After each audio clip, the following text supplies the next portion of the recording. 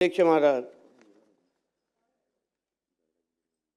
सन्मान्य अमित साटमजींनी ज्या जेटीचे उल्लेख केला अध्यक्ष महाराज, ते आपल्या मतदारसंघामध्ये अध्यक्षमध्ये येतं आणि इथे ही जी काय गेटवे ऑफ इंडियाकडे असलेली ही जी जेटी आहे त्याच्या टोटल 5 जेटी आहे, त्याच्यामध्ये 1 ते 4 आणि ही 5वी.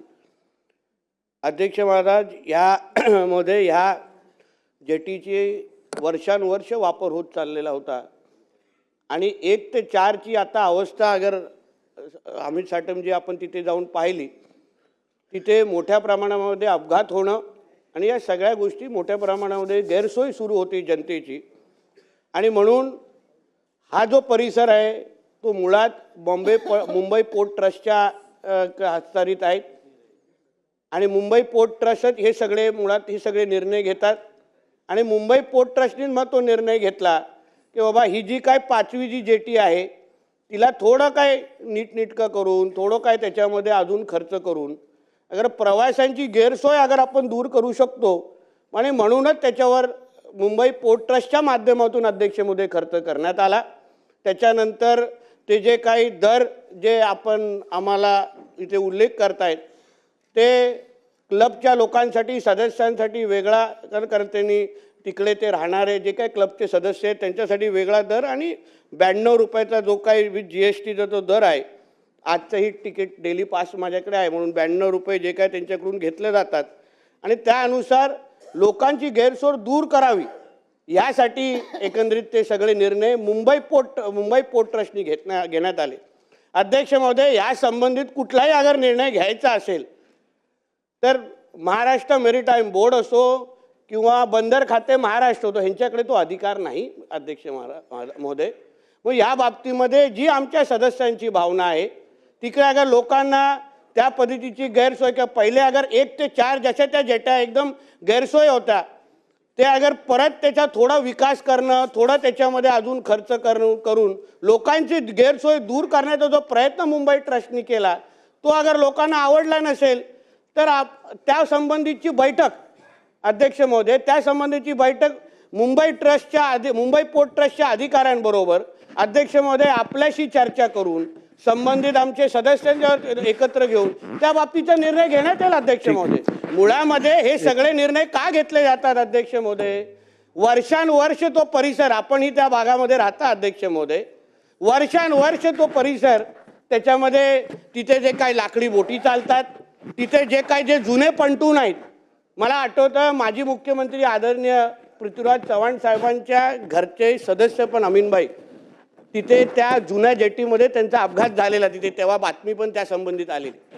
मग या सगळ्याची गैरसोय दूर करावी म्हणूनच ह्या सगळ्या पद्धतीचे निर्णय घेतले गेले अध्यक्ष महोदय. दर अगर आपल्याला जास्त वाटत असेल जो मुंबई पोर्ट ट्रस्टने लावलेला आहे, आपण संबंधित जे काही विकासक आहे त्याला बोलून घेऊ, बैठक घेऊ, पण अध्यक्ष महोदय हा परिसर कधी ना कधीतरी विकसित झाला पाहिजे. आज जी काय अवस्था, आता आपल्याला माहिती आहे हाकेच्या अंतरावर असलेली रेडिओ क्लब जेटी ज्याला आपण राज्य सरकार म्हणून 200 पेक्षा जास्त कोटी खर्च करून तिथे विकसित करतोय, जेणेकरून हा पूर्ण भाग जो ट्रॅफिकनी भरलेला असतो, लोकांनी भरलेला असतो, पूर्ण सगळ्या वर्षानुवर्ष त्या जुना म्हणजे ब्रिटिशकालीन काही गोष्टी आहेत तिकडे अध्यक्ष महोदय, त्या सगळ्या गोष्टी बदलल्या पाहिजे म्हणून त्या भावनेने घेतलेला निर्णय. म्हणून या बाबतीमध्ये अगर निर्णय घ्यायचा असेल तर मुंबई पोर्ट ट्रस्टच्या लोकांना एकत्र होऊन तो निर्णय घेण्यात येईल. ठीक आहे, एक मिनिट. या विषयात हा विषय गेटवे ऑफ इंडियावरच्या जेटी संदर्भातला आहे आणि त्या मतदारसंघाचं प्रतिनिधित्व मी स्वतः करतो, त्यामुळे ह्या विषयाची थोडीफार माहिती मला आहे. आणि असं असताना सर्वप्रथम मी असं नमूद करू इच्छितो की जलवाहतूक प्रवासाची जबाबदारी ही संपूर्णपणे मुंबई मॅरिटाईम बोर्डची, महाराष्ट्र मॅरिटाईम बोर्डची आहे. महाराष्ट्र मॅरिटाईम बोर्डनी ह्यापूर्वी ह्या 5 जेटींसाठी प्रवाशांकडनं सेस रिकवर करण्यासाठी 5 रुपयाची मर्यादा घातलेली. उर्वरित 4 जेटीसाठी 5 रुपयाची मर्यादा आजही आहे. जर का एखाद्या जेटीवरती आपल्याला सोयीसुविधा द्यायच्या असतील तर निश्चितपणे ती द्यायची जबाबदारी शासनाची असते. शासनाला जर का ती सुविधा देण्यासाठी प्रायव्हेट प्लेयरला इन्व्हॉल्व करायचं असेल तर त्या प्रायव्हेट प्लेअरला आपल्या मनाप्रमाणे 500 रुपये 100 रुपये 200 रुपये चार्ज करणं हे प्रिन्सिपल्स ऑफ नॅचरल जस्टिसच्या विरुद्ध आहे. नंबर एक. जर का खर्च करायचा होता, बार्ज कितीची, 2 कोटी 3 कोटी 4 कोटीची बार्ज, स्थानिक लोकप्रतिनिधी आहेत, मी स्वतः माझ्या आमदार निधीतून 2-4 कोटी दिले असते. परंतु तुम्ही प्रायव्हेट प्लेयर्सच्या नावावरती त्यांना बार्ज लावायला देणार आणि मग एका बोटीत जवळजवळ 10 लोक जातात, 1000 रुपये एका बोटीपाटनं तुम्ही रिकवर करणार, असे महिन्याला जवळजवळ 30 लाख रुपये तुम्ही रिकवर करणार, वर्षभरात जेटीचा खर्च काढणार आणि उर्वरित काय केवळ प्रायव्हेट प्लेअरला प्रॉफिट करून देणार. हे योग्य नाही आहे. मला वाटतं या संदर्भात महाराष्ट्र शासनाने त्वरित BPT बरोबर संपर्क साधायला पाहिजे आणि MMBनी जर का काय खर्च, या MMB एवढी मोठी जेटी बांधते रेडिओ क्लबच्या शेजारी, आपण प्रायव्हेट प्लेअरला दिली का नाही? शासनाने खर्च केला, जेटी बांधली. तर आता ह्या केसमध्ये का प्रायव्हेट प्लेअर इंट्रोड्यूस केला आपण सांगू मी स्थानिक आमदार म्हणून तिकडे फंड द्यायला तयार आहे. हे चुकीचं आहे. प्रायव्हेट प्लेयर्सना प्रॉफिटेबिलिटी देण्यासाठी काय शासन काम करत नाही.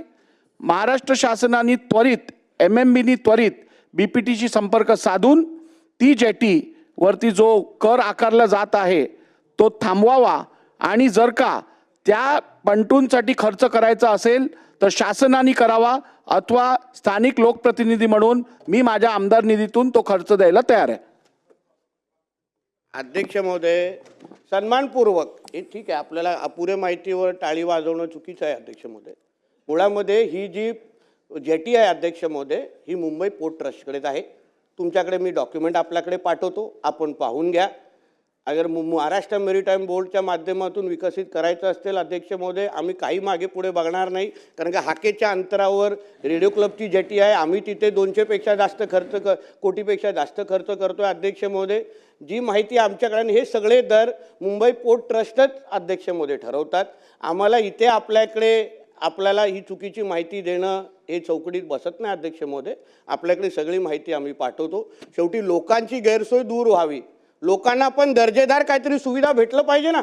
1 ते 4 ज्या जेटी आहेत अध्यक्ष महोदय, आपणही त्या परिसरामध्ये राहता, आपण अतिशय लोकप्रिय असे लोकप्रतिनिधी तिथे आहात, आपल्यालाही त्या परिस्थितीची पूर्ण जाण आहे अध्यक्ष महोदय. म्हणून आपल्यालाही माहिती आहे 1 ते 4ची परिस्थिती अतिशय वाईट आहे. म्हणून थोडं सकारात्मक पद्धतीने, डोळस पद्धतीने अगर ह्या सगळ्या गोष्टी बघितल्या, येणार आता वर्षानुवर्ष चालणाऱ्या तिथे लाकडी बोटी, तिथे सातत्याने अपघात होत आहेत, तिथे लोक 2-2, 4-4 महिन्यामध्ये सातत्याने इथे लक्षवेधी लागते, प्रश्न लागतात. अध्यक्ष महोदय, मुद्दा एवढाच आहे, आदरणीय देवेंद्र फडणवीस साहेबांची दूरदृष्टीप्रमाणे, आदेशप्रमाणे त्या पूर्ण भागाचा विकास कसा करता येईल, वर्षानुवर्ष तो तसाच असलेला आपला गेटवेचा पूर्ण परिसर विकसित कसा करता येईल, लोकांना चांगल्या कशा सुविधा देता येईल, हाच प्रयत्न आहे अध्यक्ष महोदय. लोकांना जास्त दर देऊन आम्हाला अध्यक्ष महोदय, शासनाने माझे एक अर्धा मिनिट मला द्या अध्यक्ष महोदय. लोकांकडून जास्त पैसे आकारून आम्हाला अध्यक्ष महोदय, आम्ही लोकांचे सेवकच आहोत. तिथे लोकांकडून आम्ही जास्त पैसे आकारून आम्हाला MMB करून आम्ही करा, शेवटी जनतेचाच पैसा आहे, आम्ही जनतेचेच सेवक आहोत. जनतेतून जास्त पैसे घेऊन तो कुठलाही प्रायव्हेट प्लेअर माझ्याकडे महाराष्ट्र संबंधित कागदपत्र सगळे आहेत, आपल्याकडे पाठवतो. आपल्याला कोणीतरी चुकीची माहिती अध्यक्ष महोदय आपल्यापर्यंत पोहोचवलेली आहे. मी निश्चित पद्धतीने, कारण काय जी योग्य गोष्ट आहे ती आपलं योग्य म्हटलं पाहिजे. मला शासनाकडनं गोष्टी स्वीकारायच्या नाही. मला शासनाकडनं एवढंच उत्तर पाहिजे. विकास व्हायला पाहिजे ह्याबद्दल मला वाटत नाही या सभागृहात कोणाचंही दुमत आहे. विकास हा व्हायलाच पाहिजे, पण विकास करत असताना विकास करून द्यायची जबाबदारी शासनाची आहे. शासनाची जबाबदारी असताना आपण एखाद्या प्रायव्हेट प्लेअरला जर का तो विकास करायला देणार आहोत आणि त्याचा भूदंड जर का सामान्य जनतेला बसत असेल तर मला वाटत नाही हे वेलफेअर स्टेटच्या डेफिनेशनमध्ये बसतं. आणि त्यामुळे मला काय याच्यात फॅक्ट्समध्ये जायचं नाही आहे. माझे निर्देश एवढेच आहेत या विषयात की आपण कमीत कमी दरात पॅसेंजर्सची सोय करावी. MMBनी BPT बरोबर समन्वय साधून या ठिकाणी हे दर कसे कमी करता येतील या संदर्भात खबरदारी घ्यावी. आणि जर का MMB कडे या कामासाठी द्यायला निधी नसेल तर मी परत एकदा रेकॉर्डवर आणतो, स्थानिक आमदार म्हणून मी माझ्या आमदार निधीतून जो निधी लागेल तो द्यायला तयार आहे. अध्यक्ष महोदय, आपल्या वक्तव्याचा मान ठेवून निश्चित पद्धतीने आम्ही स्वतः मुंबई पोर्ट ट्रस्टशी संपर्क करू, या संबंधित मीटिंग घेऊ, ह्याचे दर कसे कमीतला कमी करता येईल. अध्यक्ष महोदय, निश्चित पद्धतीने आपल्या शब्दाचा मान राखला जाईल आणि MMBला यापुढे निधी कधीच कमी पडणार नाही यासाठी आपण सक्षम आहात याची नोंद आम्ही निश्चित पद्धतीने ठेवू.